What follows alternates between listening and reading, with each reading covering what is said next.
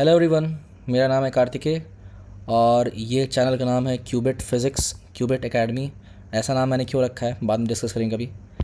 तो ये हूँ मैं और यहाँ पर लिखी हैं कुछ डिटेल्स। जे एडवांस मैंने दिया था 2017 में और फर्स्ट अटैम्प्ट था मेरा 12th क्लास में ही। इसके अलावा ये है आरएमओ का मतलब होता है रीजनल मैथमेटिकल ओलंपियाड। जे एडवांस का मैथ्स मेरा 100 था। KVPY होता है, IISc बैंगलोर में एडमिशन होता है इसके थ्रू। इसके बाद होता है NTSC, तुम जानते ही होगे। NSEP का मतलब होता है फिज़िक्स ओलंपियाड। जैसे आरएमओ का मतलब होता है मैथमेटिकल ओलंपियाड, वैसे ही NSEP कराती है गवर्नमेंट, उसका नाम होता है फिज़िक्स ओलंपियाड। और इसके नीचे लिखा हुआ है 12th क्लास का परसेंटेज। तो ये मैं हूँ, ये मेरा चेहरा है और ये सामने में तुमको दिख रहा होगा। तो ये सब चीज़ें चलती रहेंगी। हम लोग आते हैं अपने टॉपिक पर। तो ये है क्यूबिट एकेडमी का चैनल। इस पर मैं नया सीरीज़ स्टार्ट कर रहा हूँ फॉर नेक्स्ट 6 मंथ्स। PYQs के थ्रू थ्योरी हम लोग कंप्लीट करेंगे। मतलब मैं PYQ पूरे सॉल्व कराऊंगा हर एक चैप्टर का in next 6 months of physics 11th 12th both. Plus parallel में JEE मेंस के PYQs कराऊंगा। तो नीट के लिए मैं रेकमेंड करूंगा कि पिछले एटलीस्ट 6 साल के 5 से 6 साल के तुमको PYQs लगाने चाहिए for NEET physics and chemistry both. Physics के लिए अगर 6 साल नहीं लगा पा रहे हो तो एटलीस्ट 5 साल का लगाओ, लेकिन केमिस्ट्री में 10 साल का लगाना है एटलीस्ट। ठीक है, तो उसी के लिए हर एक चैप्टर का PYQ और उस PYQ में जो थ्योरी यूज़ हो रही है उसको भी डिस्कस करूँगा मैं। तो ये पूरा PDF है मैंने प्रिपेयर किया है ऐसे हर चैप्टर के लिए। तो यहाँ पर गिवन है PYQ, साथ में ईयर भी गिवन है। इसके बगल में मैं पूरा सॉल्व करूँगा इसको, जैसे सॉल्व किया जाता है जल्दी जल्दी या फिर मेथड से, अलग अलग मेथड से। और इसके नेक्स्ट पेज में यहाँ पर मैं लिखूँगा इसका थ्योरी जो भी यूज़ था। सिमिलरली फिर नेक्स्ट PYQ है और फिर ये उसका थ्योरी, फिर यहाँ पर नेक्स्ट PYQ है उसका ये थ्योरी। तो ऐसे ही जितने भी PYQs आए हैं इस चैप्टर में मैं पूरी PDF शेयर कर दूँगा। तो इससे नीट के पेपर के पहले या फिर साथ साथ तुम्हारे थ्योरी कंप्लीट होता रहेगा। जो ड्रॉपर्स हैं उनके लिए ज़्यादा फ़ायदेमंद होगा ये, क्योंकि उनको ऑलरेडी आता है सब कुछ। तो PYQs के थ्रू उनकी थ्योरी कंप्लीट हो जाएगी। ठीक है, तो स्टार्ट करते हैं। अपना चैप्टर है system of particles rotation, 11th class का है। इसके पैरेलल में मैं 12th क्लास का एक चैप्टर उठाऊंगा मैग्नेटिज्म। ठीक है, और JEE मेंस में मैं स्टार्ट करूंगा SHM, और 12th क्लास के JEE मेंस में स्टार्ट करूंगा आई थिंक इलेक्ट्रोस्टैटिक्स। तो 4 चैप्टर्स मैं ऐसे रखूंगा ताकि अलग अलग हों। तो जिनको एक साथ कई सारे चैप्टर्स रिवाइज करने हैं तो 2 JEE मेंस के थ्रू और 2 PYQs नीट के थ्रू। मतलब आगे भी नीट में भी मैं इलेक्ट्रोस्टैटिक्स कराऊंगा, लेकिन अभी के लिए अगर तुमको ये लग रहा है कि इलेक्ट्रोस्टैटिक्स मेरा होना चाहिए या फिर सिस्टम ऑफ पार्टिकल्स एनफ नहीं है, साथ में 2-3 चैप्टर्स मुझे और करने हैं, तो 2 नीट का और 2 JEE मेंस का तुम कर सकते हो साथ में। ठीक है, तो ये है पहला क्वेश्चन। इसमें गिवन है angular speed of a flywheel moving with uniform angular acceleration changes from this to this in 16 seconds. अब ये जो गिवन है 1200 RPM, याद रखना ये एंगुलर स्पीड गिवन है, नॉट इन SI यूनिट्स। क्यों? RPM का मतलब होता है रेवोल्यूशंस पर मिनट। अब रेवोल्यूशंस को कन्वर्ट करना होगा एंगल में। SI यूनिट क्या होती है? ओमेगा की, रेडियन पर सेकंड। रेडियन का मतलब क्या होता है? एंगल। तो रेवोल्यूशन को एंगल में कैसे कन्वर्ट करेंगे? सिंपली याद रखो 1 RPM equals to 2 pi radians. तो जितना भी RPM गिवन हो उसको 2 पाई से मल्टीप्लाई कर दो। फॉर एग्जांपल अगर 2.5 RPM है तो 2.5 इंटू 2 पाई मतलब 5 पाई रेडियन पर सेकंड पर मिनट। अब मिनट को भी चेंज कर रहा हूँ अपने सेकंड में, तो 1 मिनट में कितना आता है? 60 सेकंड्स। तो अगर मैं तुमसे बोलूँ कि 1 RPM में कितना रेडियन पर सेकंड होता है, तो 1 RPM equals to 1 into 2 pi angle हो गया, और पर मिनट है तो मिनट को चेंज करेंगे हम लोग सेकंड्स में। तो इसका मतलब RPM 1 RPM कितना आ गया? पाई बाई 30 रेडियन पर सेकंड। तो जितना भी RPM गिवन होगा उसको पाई बाई 30 से मल्टीप्लाई कर देंगे। फॉर एग्जांपल 5 बाई 18 से मल्टीप्लाई करते हैं किलोमीटर पर आवर से मीटर पर सेकंड चेंज करने के लिए। Similarly 1 RPM equals to pi by 30 radian per second. तो अगर तुम्हारे पास यहाँ पर गिवन है 1200 RPM, तो इसको मल्टीप्लाई कर देंगे हम लोग पाई बाई 30 से, तो अपने पास क्या आ जाएगा? Radian per second, proper angular velocity SI units में। ठीक, अब देखो यहाँ पर गिवन है final omega final equals to 3120, omega initial equals to 1200।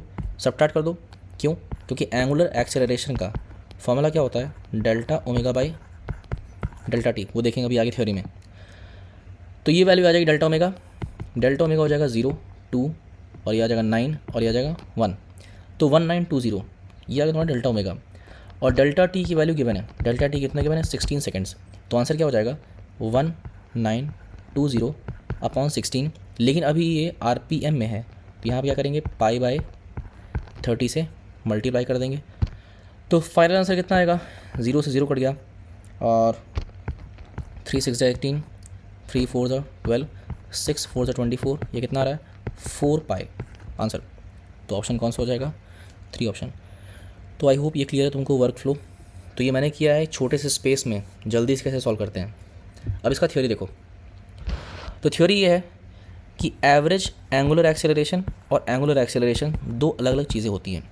इस क्वेश्चन में क्या गिवन है? इस क्वेश्चन में गिवन है moves with uniform angular acceleration. अब गिवन नहीं है कि एवरेज है कि इंस्टेंटेनियस है, तो तुमको ये आइडेंटिफाई करना होगा। आइडेंटिफाई कैसे करेंगे? एवरेज में आता है डेल्टा, एक सेकेंड, एवरेज में क्या आता है? एवरेज में आता है डेल्टा और इंस्टेंटेनियस में क्या आता है? डी आता है। अब डेल्टा का मतलब होता है फाइनल माइनस इनिशियल। फिजिक्स में डेल्टा का मतलब क्या होता है? Final minus initial. और स्मॉल डी का मतलब क्या होता है? स्मॉल डी का मतलब होता है डेल्टा टेंड्स टू 0। अब ये चीज़ बार बार आएगी, पूरी फिजिक्स में आएगी, बार बार लिखाऊंगा और तुमको याद हो जाएगा, ठीक। तो एवरेज एक्सेलरेशन, और ये क्या लिखा हुआ है? इंस्टेंटेनियस। ये क्या लिखा हुआ है? एवरेज। ये क्या लिखा हुआ है?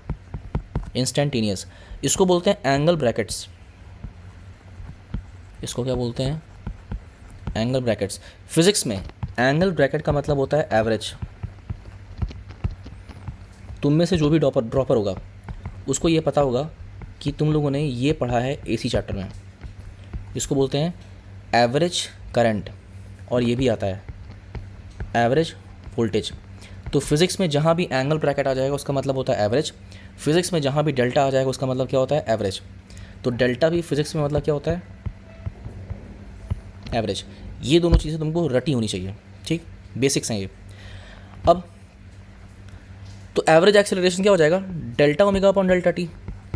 और इंस्टेंटेनियस एक्सेलरेशन क्या हो जाएगा? D omega upon D T. तो ये है थ्योरी का पार्ट। अब डेल्टा का मतलब क्या होता है? Final minus initial. तो यहाँ पर डेल्टा ओमेगा क्या हो जाएगा? तो omega final minus omega initial. और डेल्टा टी क्या होता है? T final minus T initial. तो ये दोनों कनेक्टेड हैं आपस में। ओमेगा फाइनल मतलब जो टी फाइनल पर ओमेगा था, और ओमेगा इनिशियल मतलब जो टी इनिशियल पर ओमेगा था, ठीक है। ये दोनों चीज़ें आपस में कनेक्टेड हैं। अब आगे देखो, तो ये चीज़ यूज़ हुई इसमें, और इसमें एक चीज़ और यूज़ हुई है जो कि ये है 1 RPM। तो 1 RPM का मतलब होता है 2 पाई अपॉन 60, क्योंकि 1 रेवोल्यूशन में 2 पाई एंगल होता है और 1 मिनट में 60 सेकेंड्स होते हैं। तो 1 RPM equals to pi upon 30 seconds. तो ये इसका थ्योरी पार्ट। तो इस क्वेश्चन को सॉल्व करने के लिए अगर तुमको ये क्वेश्चन नहीं आ रहा है तो तुमको पहले वर्किंग नहीं देखनी है। तुमको क्या करना है? पहले थ्योरी पढ़ना है, थ्योरी पढ़ना है, फिर खुद से करना है। फिर भी नहीं आ रहा है, फिर तुम देखोगे वर्किंग इसका।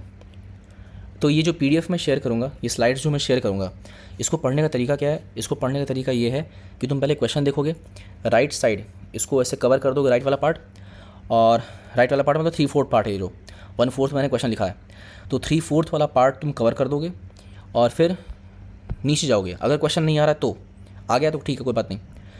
और फिर नीचे जाओगे, इस थ्योरी को पढ़ोगे और फिर इस थ्योरी का यूज़ करके वापस से क्वेश्चन इसको अटेम्प्ट करोगे।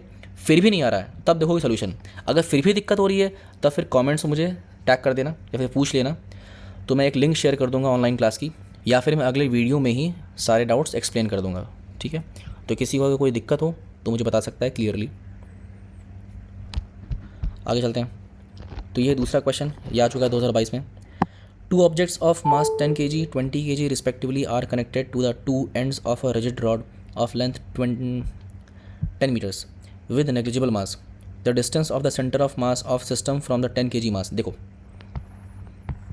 ये है massless rod, यहाँ पर है 10 kg, यहाँ पर है 20 kg, और ये लेंथ कितनी गिवन है? 10 मीटर्स, ठीक है। अब इसका सेंटर ऑफ मास कहीं पर होगा। थोड़ा फीलिंग के साथ देखेंगे, जिस तरफ ज़्यादा मास होता है उस तरफ सेंटर ऑफ मास होता है, ठीक है। थ्योरी देखेंगे अभी इसकी। अब मुझे निकालना है सेंटर ऑफ मास। लेट से यहाँ पे सेंटर ऑफ मास है। अब क्या निकालना है मुझे? Distance of centre of mass from 10 kg मास। तो मतलब मुझे निकालना है ये x की वैल्यू। तो याद रखो x की वैल्यू होती है 20/20 + 10 × 10। कैसे किया मैंने? क्योंकि मुझे आता है, तुमको भी आ जाएगा, दिखा रहा हूँ मैं। तो ये वैल्यू कितनी हो जाएगी? 20 × 10/30। ये वैल्यू कितनी हो जाएगी? 200/30। ये वैल्यू कितनी हो जाएगी? 200/3। थोड़ा सा ऊपर कर दे रहा हूँ, मेरा मुंह आ गया सामने, अब सही है, ठीक। तो 20/3 मीटर्स इसका आंसर है। 20/3 ऑप्शन सी। अब ये मैंने कैसे किया?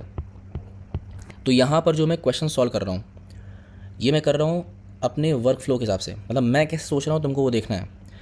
अब इसके पीछे थ्योरी कैसा है, मतलब मुझे ये चीज़ें कैसे आती हैं, तो तुमको वो देखो, ये आएगा थ्योरी पार्ट में। तो थ्योरी देखो इसकी, याद रखो अगर ये m1 है और ये m2 है, इनके बीच में अगर डिस्टेंस d है, तो सेंटर ऑफ मास का मतलब होता है कि लेट से मैंने m1 m2 को डंडी से कनेक्ट कर दिया, ठीक।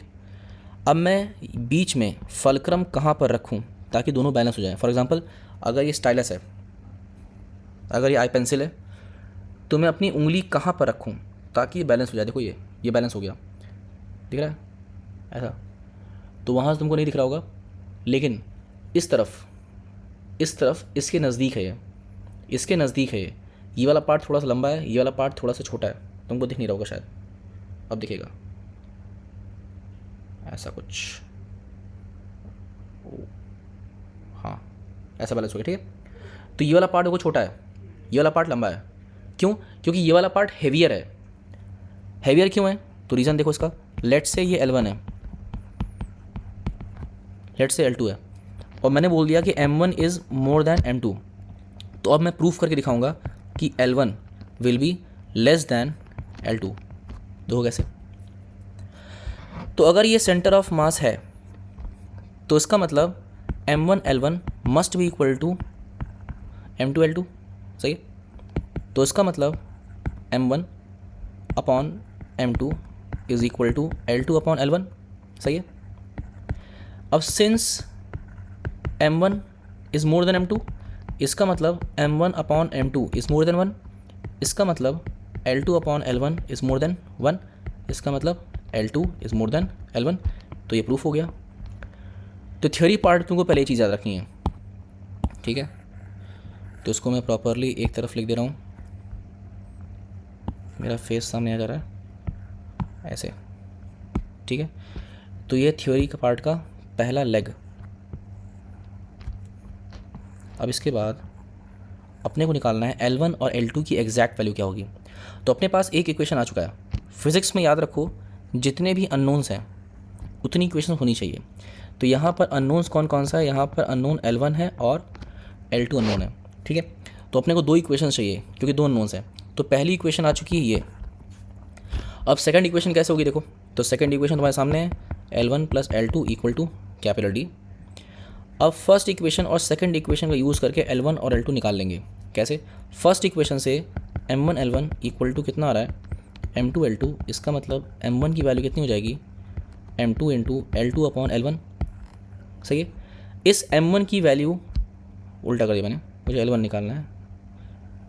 L1 की वैल्यू मैं निकालूंगा और उसको रख दूंगा सेकंड इक्वेशन में, जैसा कि तुम लोगों ने किया है क्लास 10th में, लीनियर इक्वेशन इन 2 वेरिएबल्स। तो यहाँ से L1 की वैल्यू आ जाएगी, L1 इक्वल टू कितना है? M2/N1 × L2। अब इस L1 की वैल्यू यहाँ पर रख देंगे। अब देखो M2/M1 × L2 plus L2 equal to capital D। L2 common ले लो, अंदर क्या आएगा?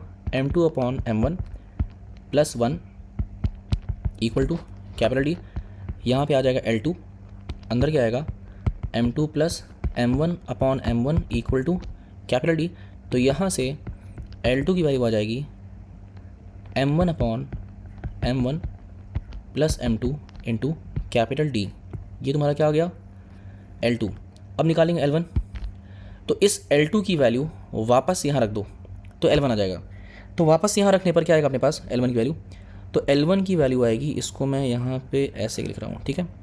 तो L1 की वैल्यू आ जाएगी L1 is equal to M2/M1 × L2 और L2 की वैल्यू आ चुकी है m1 upon m1 plus m2 into D.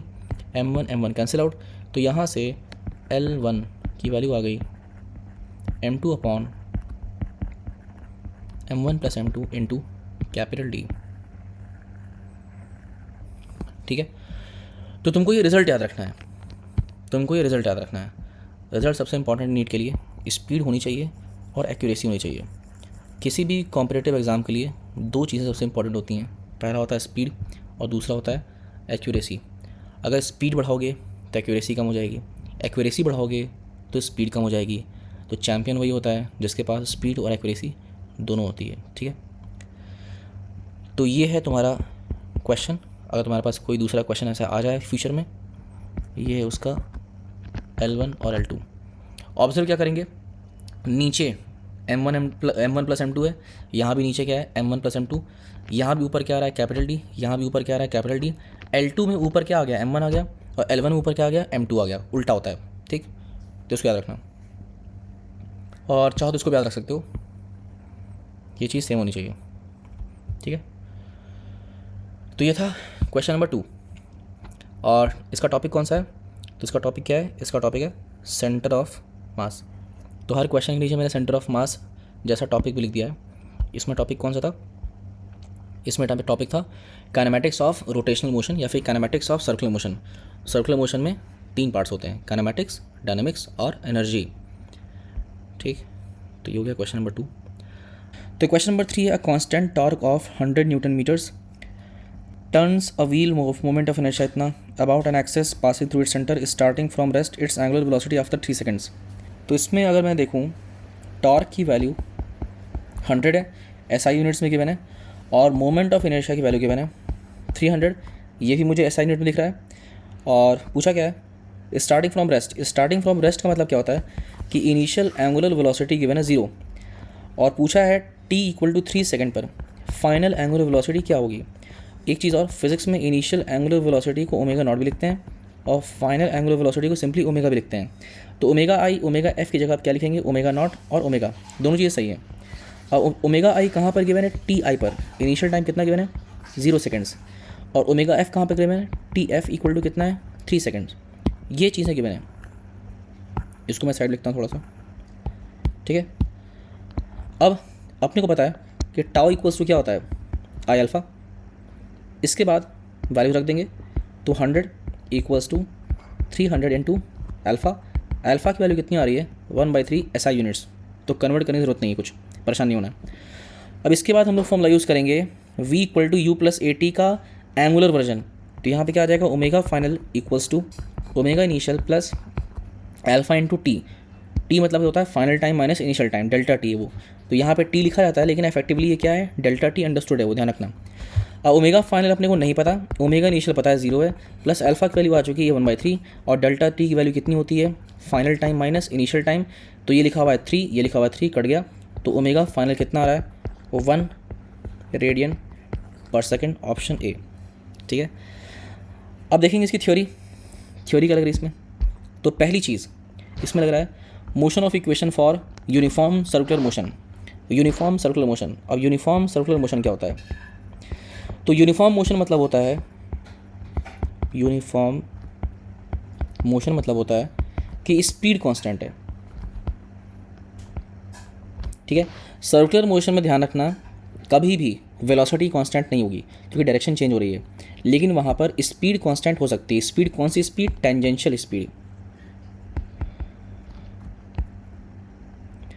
Tangential speed का सिंबल होता है VT। अभी मैं आगे चल के थ्योरी पढ़ाऊंगा कि 3 टाइप की वेलोसिटीज़ पॉसिबल हैं, VT, VR और VA।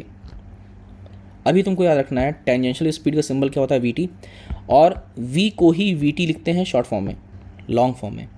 VT का शॉर्ट फॉर्म क्या है, V। ठीक है, तो कहीं भी V लिखा है तो अंडरस्टूड वो क्या है, VT है। अब आगे देखो, तो यहाँ क्या कर रहे थे हम लोग, हाँ।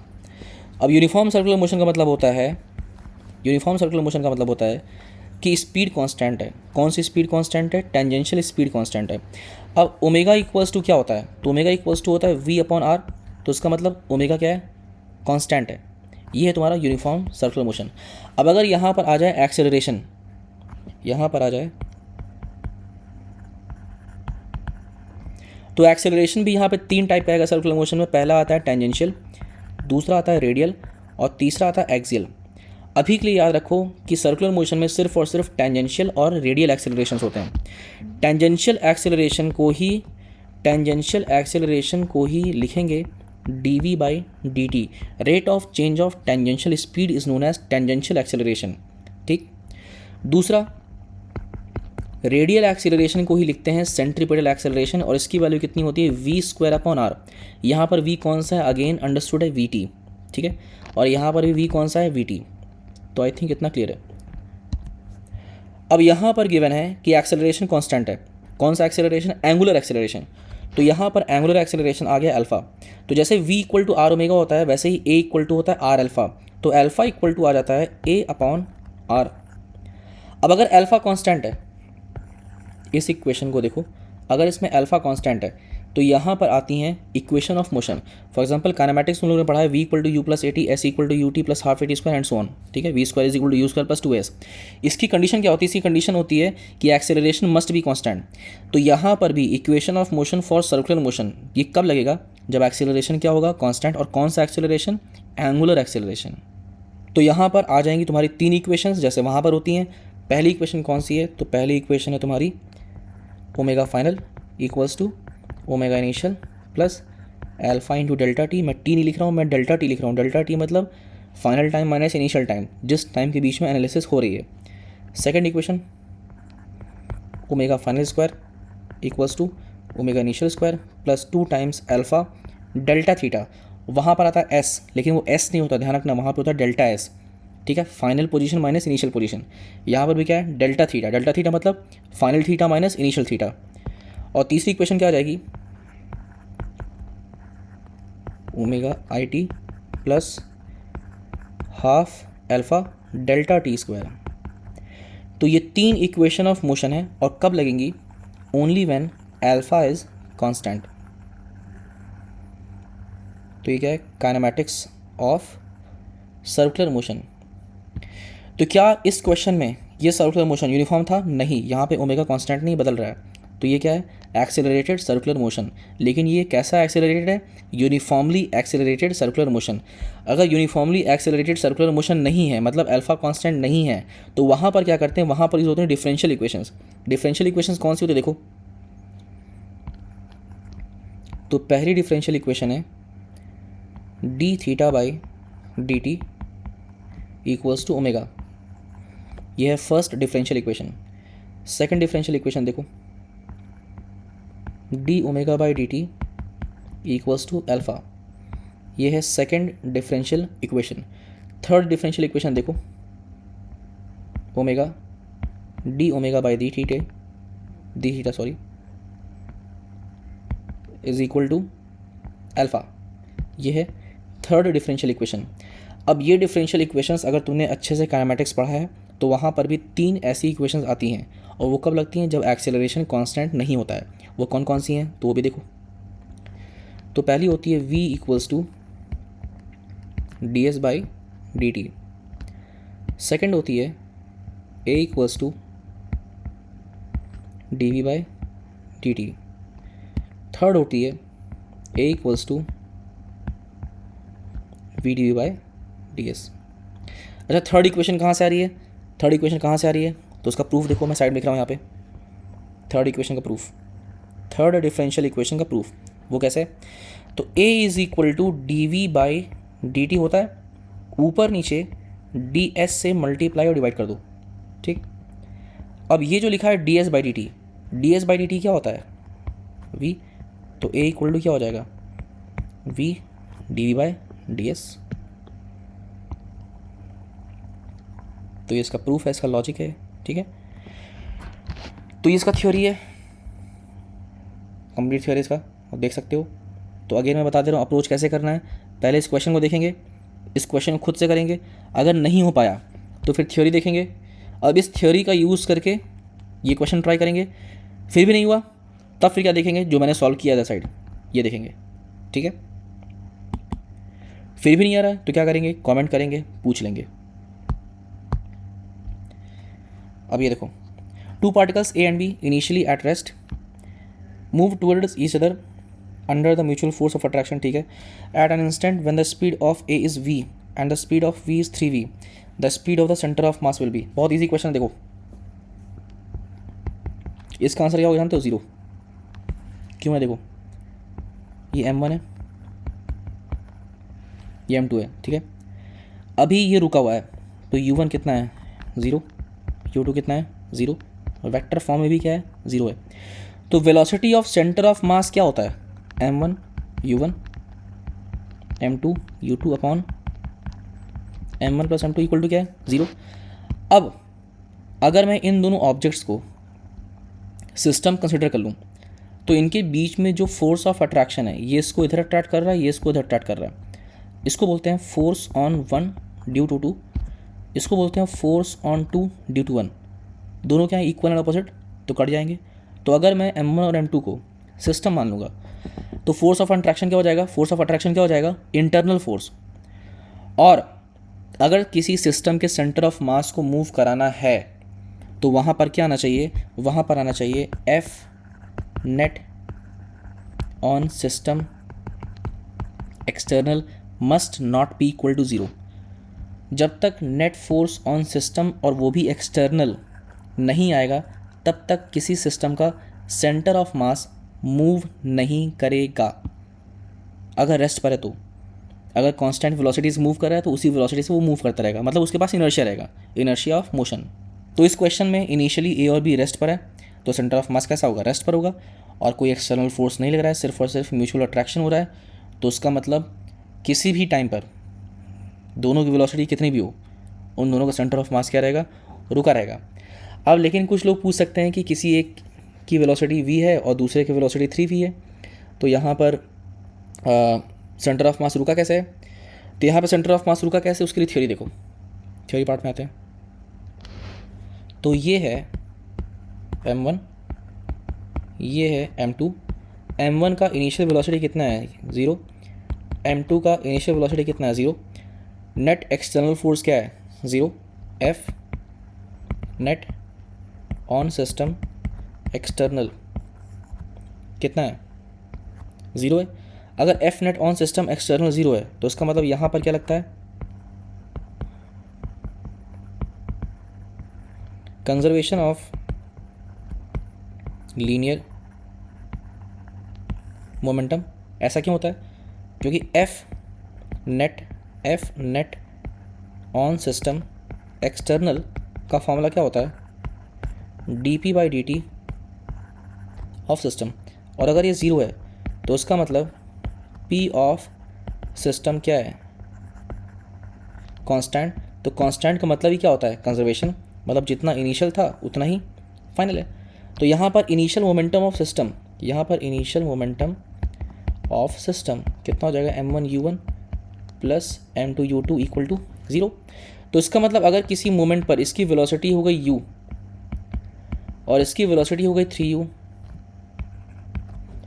तो इसका मतलब इस पॉइंट पर भी mu plus m2 into 3u must भी इक्वल टू 0।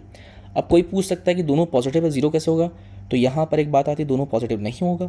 अगर एक बॉल राइट साइड जा रही है तो दूसरी बॉल कहाँ आएगी? लेफ्ट साइड आएगी, क्योंकि ऑब्वियसली बात अट्रैक्ट कर रहा है। तो यहाँ पर एक चीज़ नेगेटिव हो जाएगी, तो 3u क्या हो जाएगा? नेगेटिव। तो अगर ये नेगेटिव हो गया तो यहाँ से अपने पास आ जाएगा m1u minus m2 into 3u equal to 0। तो इसका मतलब किसी भी टाइम पर इन दोनों की वेलोसिटीज़ ऐसी होंगी सच दैट इनका जो भी मोमेंटम है वो क्या रहेगा? 0। और अगर मोमेंटम 0 है तो इसका मतलब सेंटर ऑफ मास मूव नहीं कर रहा है। तो आई होप इतना क्लियर है। तो ये इसका थ्योरी। तो आज के लिए इतना ही रखते हैं, अगले वीडियो में फिर थोड़ा सा और लेकर आगे जाऊँगा। तो ये होगा फिर टॉपिक काइनेमैटिक्स फिर वापस से आएगा यहाँ पे मोमेंट ऑफ इनर्शिया, फिर ये टॉपिक आएगा लीनियर मोमेंटम का, फिर टॉपिक आएगा मोमेंट ऑफ इनर्शिया का, फिर मोमेंट ऑफ इनर्शिया का आएगा, फिर तुम्हारा क्या आएगा इसमें? अच्छा, इसमें लिखा नहीं है, मैं बताऊंगा इसमें क्या है, रोलिंग मोशन लगेगा शायद। ये लिखा हुआ है लीनियर मोमेंटम, ये लिखा है काइनेमैटिक्स, ये लिखा है टॉर्क, ये लिखा है सेंटर ऑफ मास। तो इस PDF के थ्रू मैं पूरे चैप्टर के ऐसे PDF दे दूँगा, तो तुमको कोई और बुक लेने की ज़रूरत नहीं है। इस PDF के थ्रू तुम्हारे सारे PYQs कंप्लीट हो जाएंगे, क्वेश्चंस तुम्हारे पास रहेंगे, क्वेश्चंस के सॉल्यूशंस साइड बाय साइड रहेंगे, प्लस उससे रिलेटेड थ्योरी भी साइड बाय साइड रहेगी।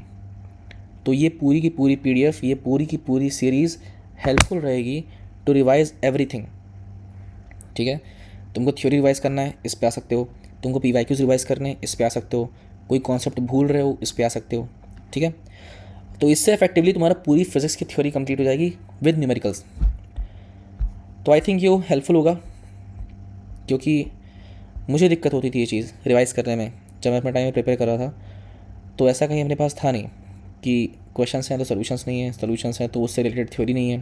तो मुझे लगा इसकी ऐसी नीड है कि क्वेश्चन होने चाहिए, उसके सॉल्यूशन होने चाहिए, और साइड बाय साइड उसकी थ्योरी भी गिवन होनी चाहिए। ये किसी को समझना है कि इसमें थ्योरी क्या यूज़ हो रही है, कैसे हो रहा है ये क्वेश्चन, तो वो भी उसको पता चलता रहे। तो आई होप तुम लोगों को पसंद आया होगा चीज़। तो अगर ये हेल्पफुल हो तो अपने दोस्तों के साथ शेयर करना। फिर मैं स्टार्ट करता हूँ इसको प्रॉपरली।